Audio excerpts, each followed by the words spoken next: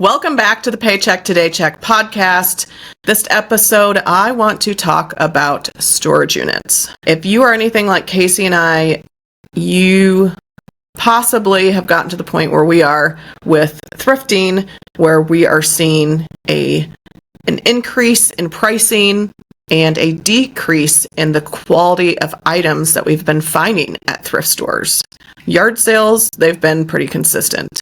However, we were to the point where we were kind of getting tired of driving around, going to thrift stores, trying to hunt down items to resell, and it just wasn't as enjoyable to us. So we got to that point, and as we were kind of getting to that point was when we met our friend Ryan. Casey and I one day decided to belly up to a bar, have some lunch, and started talking to the bartender, who happened to be Ryan, and told him what we do, and he told us that he buys storage units, which storage units has always been something that Casey and I were interested in.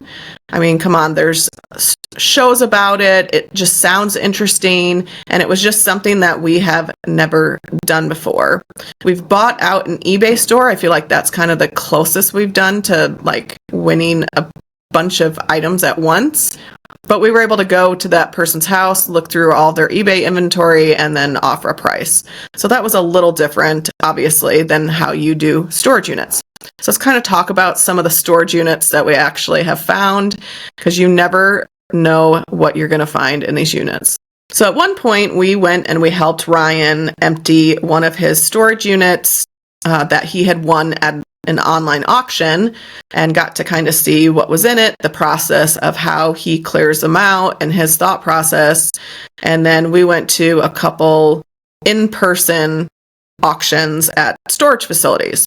And at one point we started doing yard sales together, and they had a lot of stuff, we had a lot of stuff, and we were like, you know what, let's just join forces and let's do this 50-50, find some units to buy, and then we can help each other. So the first unit we ended up winning. We nickname every single unit just because it's a lot of fun. This was the egg unit. So when you are buying storage units online, the storage facility will post a few pictures that you can scroll through and kind of get an idea of what's in there. Now, what's challenging is you don't see everything. Sometimes things can be blocked. Anything that you see, you hope that is in there. For example, like a Nintendo box, you're not guaranteed that that Nintendo box is in there. But this unit had all uniform boxes, and they all had eggs on the outside. So that told us that whoever was storing that stuff probably got those boxes from a produce company or grocery store. And then we went and we emptied it out and we brought it back, and it was okay. It had a lot of office supplies. There was a lot of binders.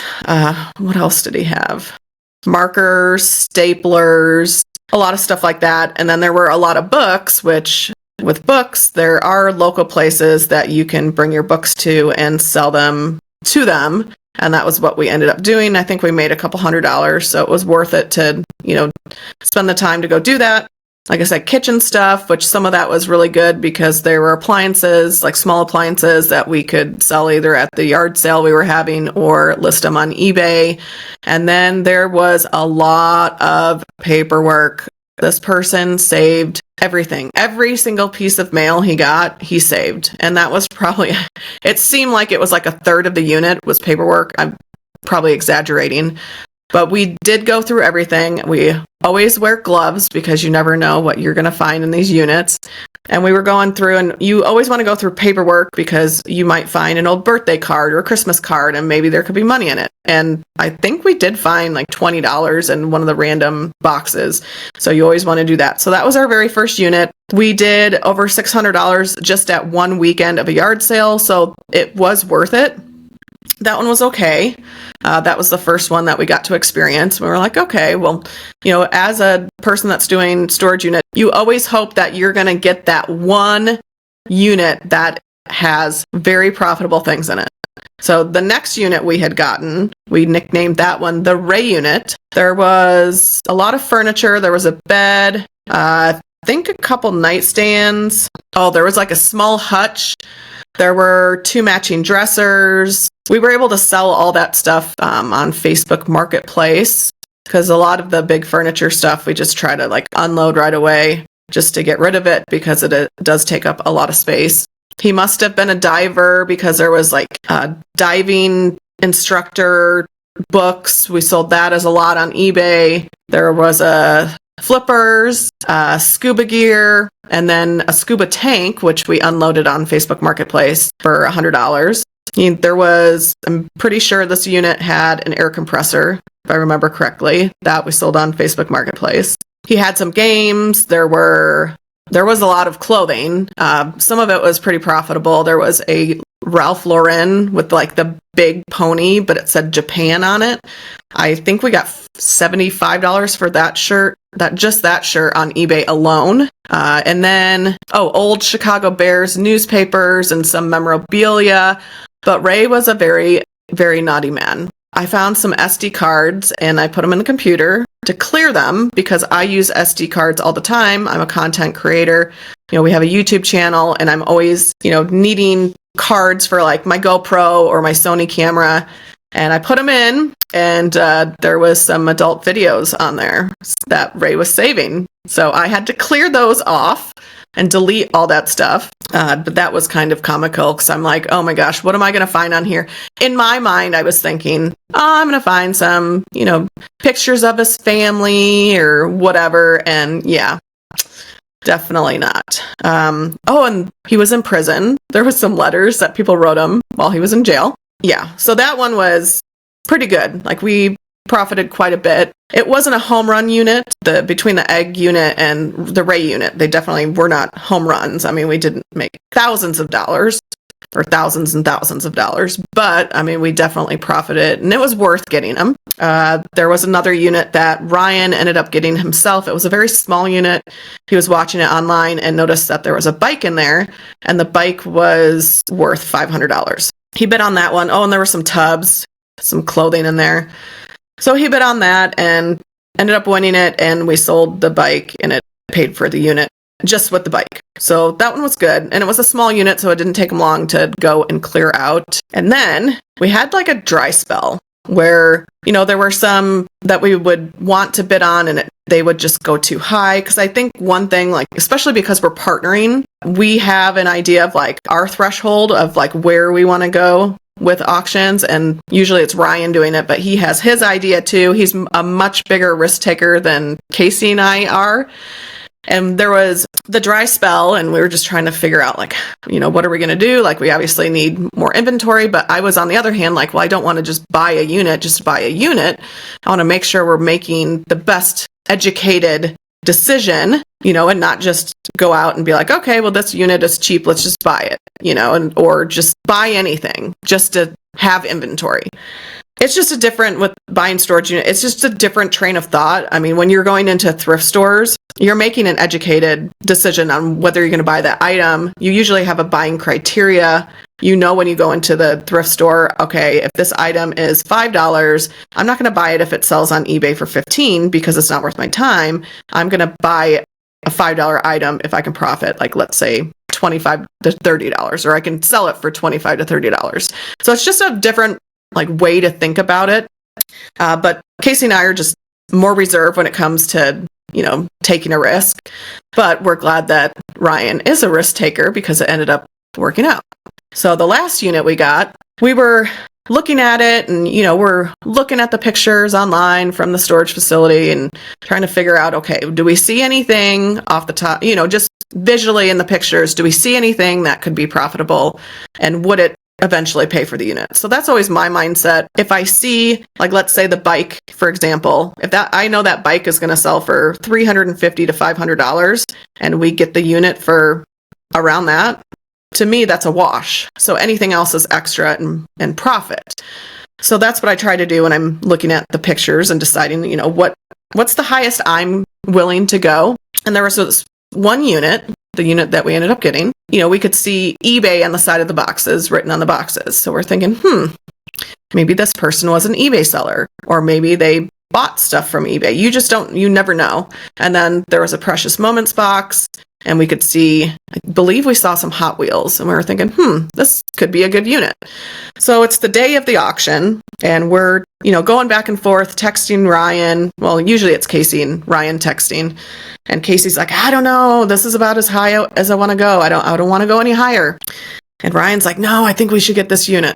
I have a good feeling about this. I think we should go. And with the units, they go on auction for so long, and then, up until, the auction ends, you can bid on it. And I believe when you bid on it, then it adds more time to the auction. He ended up being the highest bidder, bid higher than Casey and I would have ever gone, but man, did that pay off, because this was a home run unit. And we are so thankful that Ryan is a risk taker, because otherwise we would have missed out on this unit. And it's made it, buying storage units, so much fun. And I can see why Ryan does what he does. And they're not always going to be like that, but I feel like it was perfect timing, and I was happy that it happened, because we got to see, we were kind of getting defeated with, it was an okay unit, was it really worth it, blah, blah, blah. But like now I can see, yeah, this is a good business model, but it's not going to be for everybody, and it's ups and downs. But isn't reselling up and down? Like sometimes you can go to thrift stores and you get a cartload of stuff, and then other times you go to thrift stores and you're like, I think I found 2 items and this was just a waste of my time. So with anything, it's a risk, but with big risk comes big rewards. So let's talk about this home run unit. We won the unit in May. Casey's mom, Bolo Brenda, was out visiting for a month, which she was excited we got it, because since she had been out here, we hadn't won anything, and she really was curious about, storage units and how the process works. And she's been selling on eBay since the 90s, and we knew if we got a unit, she would be a big help, because she knows what she's looking for. Also, I need to add, we started, because it gets so hot here in Arizona, we were doing yard sales with Ryan and Bianca, and then we discovered that there was a local flea market, and it's indoors, and we ended up getting a spot there, a booth. But the only drawback with that is it's Thursday, Friday, Saturday, Sunday, 9 to 5, and you physically have to be there. So each vendor has to be in their booth in order to collect payment. So it's not like a consignment style one where they just take the stuff, bring it up to the counter, and then that place you're running from either takes a fee or a percentage. You have to be there. So with the unit, usually once you win it, it depends on the facility, but you have usually between 48 to 72 hours to empty it out. And that day was the day that Casey and I were supposed to be covering the flea market, because we split the time there between the 32 hours. Sometimes we'll do half days, sometimes one of us will take a full day, but that was a day that I was supposed to be there. So we had Brenda go to the flea market so I could go and help with the unit. And we also brought our friend Danny, who lives on our property. He lives in the casita in our backyard, and he had nothing else to do, and he's always curious about that stuff. And he's a really good helper. He's a very hard worker. He owns his own window cleaning business, but he has a lot of downtime, and he likes to stay busy. So we're like, you want to come with? We hook up our 16-foot utility trailer to our truck, drive over there. Ryan drives his vehicle. I drive my vehicle, because more the merrier. I mean, your goal is to try to, once you're at the storage facility, get that thing emptied in one trip, so you're not having to go back and forth, because that adds, gas money and mileage and time. What we did was we filled up my car first, so that way I could go and I could relieve Brenda at the flea market. But I brought my GoPro, and I recorded all this experience of us opening up the unit and looking through all the boxes. So make sure you guys are following our Freeway Flipper YouTube, because I'm going to be putting out a video about this unit. I didn't want to do it right away because I wanted some data on like how much we've sold and like was it worth it and things like that. So that should come out in the next month. But back to the unit. So we get there, and you have to check in and well, you usually have 24 hours to pay for the unit. But that was the night before, so we were fine. We just paid for it once we got to the facility, and then they, go over and unlock it for you, and you open it up. So when we open it up, we're like, it's always that like gut feeling like, did we lose money? Are we going to make money? And what the heck is in this unit? You always want to bring gloves. Unfortunately, we freaking forgot our gloves. But we open it up, and within the first 2 boxes, we were like, Oh my God, we hit a gold mine. This is the unit. This is why you buy storage units. So the first couple boxes we open up were all vintage Hot Wheels. There were boxes and boxes of Hot Wheels. And then there were old wrestling cars, bunch of NASCAR and NASCAR memorabilia. There was, what else did he have? Oh, Disney cars. So like the Disney movie cars, those cars. I think it's Matchbox. Let me check real quick because I think we just sold one.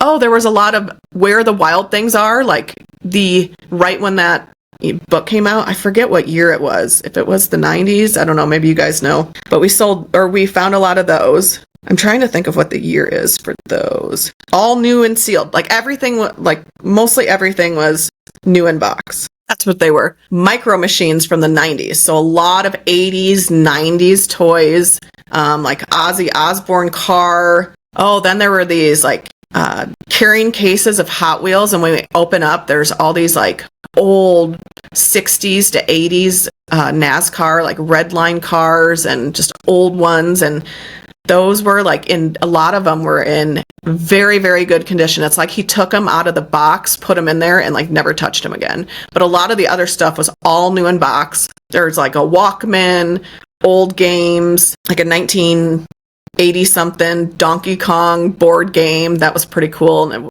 a lot of the stuff he was collecting it. So either he was a collector or he sold on eBay himself. So who knows? But there was just boxes. I mean, the boxes were like hardly any clothes, which is a good thing. Sometimes you can get good clothes, but that's all that was in there. Just all this collector stuff. It was so much fun to go through. I mean, you were looking at this stuff and thinking, wow, he has a lot of money in here. And then there was a bunch of 80s and 90s Metallica stuff and other like Pink Floyd. There was Led Zeppelin, like bunch of vintage tees. He was a member of the Metallica fan club, so he kept like all these random things that were Metallica, like these black folders. If you open them up and they have all the fan club info, concert ticket stubs. There was some Diamondbacks things. I mean, this guy was a collector. And we knew immediately, we were like, wow, this is going to be so much fun. And literally Ryan started listing stuff on eBay right away. Even when we were like going through stuff, you should have seen our backyard. You got to have space. But our backyard was covered with boxes because we were just trying to go through them as quickly as we could, because you got to sort through. You got your pile of just trash because you're going to find stuff. Maybe something's broken and it just needs to be thrown away. And then you have your eBay. Like these are the things that we know we're just going to list on eBay. Then we have a pile of, Ryan's like, I can run that stuff on Whatnot and we can make a lot of money doing that. You've got your flea market. So like some of the stuff that might not have been valuable on eBay, we could just flip it at the flea market and try to get as much money back. I mean, that's the goal with the storage units. You should try to make your money. It's a balance. You want to make it fast. You can invest in another unit, but you also, with some stuff, want to kind of take your time, kind of like with reselling, which it's the end of June. And just on eBay alone, we've already sold over $5,000 worth of stuff, which is crazy. So, and we still have so much stuff. Last night we ran a Whatnot show with all those like loose single 60s to 80s Hot Wheel cars. And there were some other brands, which I've never freaking heard of. But one good thing about this is I'm learning a lot, especially from Ryan, because he's very knowledgeable with Hot Wheels. But if you guys are interested in anything that we have been finding in the unit or interested in what we've been finding, I will leave a link down below if you are watching on YouTube. Definitely follow Ryan because we've been selling everything under his Whatnot account, which is Collectors Alley AZ. So follow him on Whatnot and then you can bookmark the shows and Whatnot will let you know when we have another show, which I'm hoping to get this episode out within a day or two. And we'll be doing another show this weekend with those Hot Wheel cars. So definitely check that out. But yeah, this was just it's been a very fun experience with Ryan and Bianca doing this. And, if it wasn't for us bellying up to that bar and having lunch that day, we probably wouldn't be doing what we're doing. So now I want to touch on, because we've been doing this for a little over 6 months, what are the pros? What are the cons with doing storage units? And kind of give you guys some tips. I will say that the first thing is, it is a different kind of time consuming. So it is time consuming to go out to thrift stores, drive around from store to store, spend time in the store, finding inventory, coming back, listing it, shipping it. You're listening and you resell, it is a lot of work and it does take time. But storage units is a different type of time, because you're having to spend the time to go clear out the unit, bring it back, sort through the unit, listing stuff, or trying to sell it locally, things like that. So I will say that's the one thing I don't like about storage units, is just the time it does take to get through just one unit. And when we were doing some of the in-person auctions, we could tell that some of these people that are buying units, they have to have a team of people that they pay to just come in, unload it, and bring it, which would be a good strategy. But obviously, we don't want to pay people. We're capable of doing it ourselves, and that just cuts into your profit with that particular unit. Definitely have to have a way to get the inventory out of the unit. We're lucky to have that 16-foot utility trailer. We have a truck, and we have more than one person. So that's something that you have to think about if you want to buy a unit, is do you have the means to get the stuff out and get it out within that time frame that the storage facility gives you. I mean, your option could be to rent a trailer or rent a U-Haul, but then that's more money you're paying for that unit. You also need a lot of space to sort through stuff, go through it, and then also store it. If you live in an apartment, that might be a big challenge. Especially with this past unit, if we would have brought everything into our house, we have a small house, we have a 2-bedroom, 2-bath. If we brought everything in here, literally, there's no way we could walk anywhere in our house. There just was so much stuff. So you do have to have a lot of space. So space to sort and space to store. With buying storage units, it's not like going to a thrift store and you have a buying criteria and you go and you find an item and you look it up and it's $5 in the thrift store and it's going to sell for $40 on eBay, and you buy it. You possibly can sell it for that, but you have a buying criteria and you're not just buying stuff to buy it and not know the value of it. Where with storage units, it's blind buying. I mean, you're taking a risk. You're hoping that there's going to be valuable items in the storage unit, but it's not a guarantee. So it is more of a blind buy. So that's another thing to think of. But on the flip side, yes, it's a blind buy, but you could also make a lot of money if you score a home run unit like we did. So I feel like there are some cons with buying storage units, but there's also a lot of positives. You're able to buy a lot of inventory at once. You don't have to drive around from thrift store to thrift store and only find a few items here, a few items there. You're getting a lot of inventory fast. And when you're buying a storage unit, there's usually a lot of stuff in it. So if you count all the items and then what you paid for the unit, the buy cost is usually going to be so low that there's no way you would ever find a thrift store to buy items at that price. So that's a huge plus with storage units. I mean, in this unit with all the cars and memorabilia and vintage shirts and all that stuff that we found, if we were to add that up, I mean, we're talking probably 30 cents a unit, 50 cents a unit. Probably not even, because there was just thousands. Boxes were just jam-packed full of these cars and stuff. And if you break it down, our buy cost is so low that our profit is going to be so much higher than if we went to a thrift store and bought the items for $5 to $10. So that is a good thing about storage units, is you can have your buy cost will be very low in the world of reselling, where right now everything is just so highly priced. All right, now I want to talk about how the online and in-person auctions work. Obviously, people with the storage units that end up defaulting. They can't pay for their unit, and they have gone past the day that the storage unit allows them to not pay, therefore giving them the rights, as in the contract that they probably signed, that the storage unit can then put that unit up for auction. And that's usually what happens. But you also run the risk of, you might find a unit and get really excited about it, and it's happened to us, but then like the night before or the day of, it cancels. And usually that's because somebody has paid. So some people wait until like the last minute, finally have the money, and then they pay for their unit. So online usually run for 1 to 2 weeks. They could be at different storage facilities. It just really depends on the site you're using and where you live. You can bid on these units. You can set a max bid, or you can just kind of watch it. Like, let's say there's 45 minutes left and you saw that there's a bid and you want to be the high bidder. So you might make a bid and then see if there's somebody else, because you don't know who else is bidding on it, if somebody else is going to outbid you. Or you could set a max bid price. We prefer not to, just because usually if you do, it's going to sell for that. And who knows who's on the back end? It could be the storage facility, because they're not, some of them are shady. Set a kind of like a buying criteria. What's your max that you're willing to go?